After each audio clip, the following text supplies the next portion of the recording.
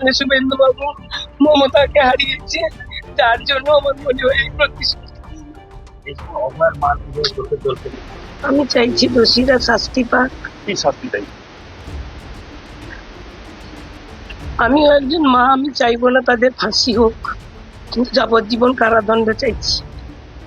আর চাইছি যে আমরা ভারতীয় জনতা পার্টি করি বলে আমরা আজকে ক্ষমতায় আসার জন্য আমাদের সভাপতি বিরোধী দলনেতা যখন বলছেন সুশৃঙ্খল ভাবে থাকতে,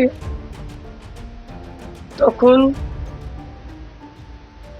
শাসক দলের যারা গরম গরম বক্তব্য দিয়েছিল যে 4 তারিখের পরে দিল্লির কোনো ভাব রক্ষা করতে পারবে না, সেটাই তারা দেখিয়ে দিল।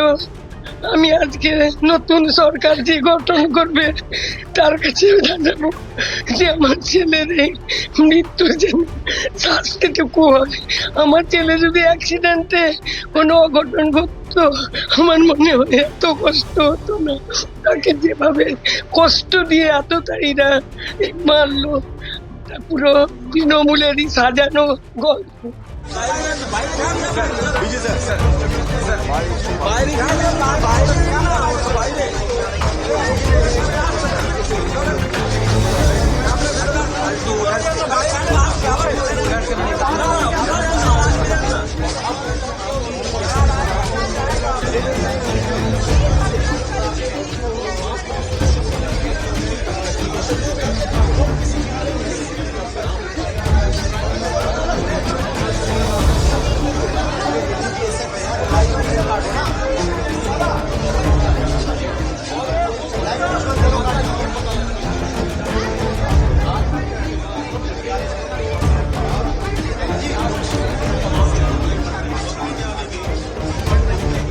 সঙ্গে একসঙ্গে দুটো বক্তব্য সে কথা বলে জেঠিমা খাবার বানিয়ে এনেছিল, খেয়ে ওখান থেকে তারপরে এসেছে। তারপরে যখন রাত্রে যখন কলকাতা বেরিয়ে এলো, ওখান থেকে কখন বেরিয়েছে? ওখান থেকে 2টোর পরে বেরিয়ে এসেছে। সঙ্গে বসে কথা বলে একসঙ্গে বেরিয়ে তারপরে বললো যে আমরা নিজে আমি করে চলে কথা বলো। পুরোনো শত্রুতার কথা বলেছেন কেউ? না, দাদার চোখে কারো কোনো শত্রুতা নেই। দাদা ভালো মানুষ ছিল। ইভেন কাল দুপুরে ইনস্ট্রাকশন দিয়ে এসছে যে কোনোভাবে যেন আওয়াজ না তৈরি হয়।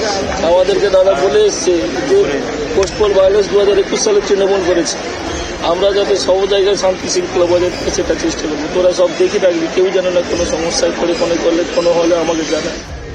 পুরানা কি সাজিশ কথা ওনার বাড়িতে কে কে আছে, ওনার সম্পর্কে একটু বলুন। ওনার মা আছেন, ভাই আছে, ভাইজি আছে, আর ভাইবু আছে।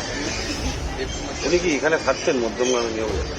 না, ওরা এখানে কন্টিনিউ এখানে থাকতেন, তারপর যাতায়াত করতেন বাড়ি থেকে যাতায়াত। কালকেই বিকেলে 2টোর সময় চণ্ডীপুর থেকে রওনা হয়েছে। আমাদের সবার সঙ্গে, সবার সাথে আমাদের সাথে একসাথে কথা বলে 3টা নাগাদ ওখান থেকে বেরিয়েছে। আমার নাম দেবকুমার যাদব। আমি আমাদের চণ্ডীপুর অ্যাসেম্বলিতে কাজ করি, একদম নিজের ভাই দাদার মতো। यहाँ पे वो अकेले रहते थे क्या? यहाँ पे अकेले रहते थे वो?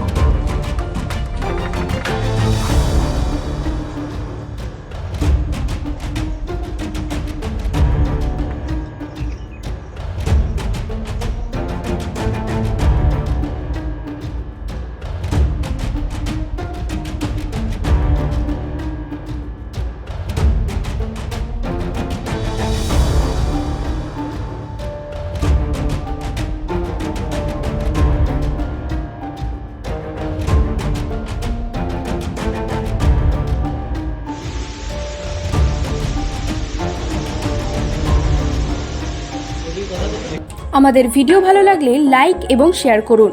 কমেন্ট সেকশনে গিয়ে জানান আপনাদের মতামত। আরও ভিডিও পেতে আমাদের চ্যানেল সাবস্ক্রাইব করুন এবং প্রতি মুহূর্তে খবরের আপডেট পেতে প্রেস করুন বেল আইকন।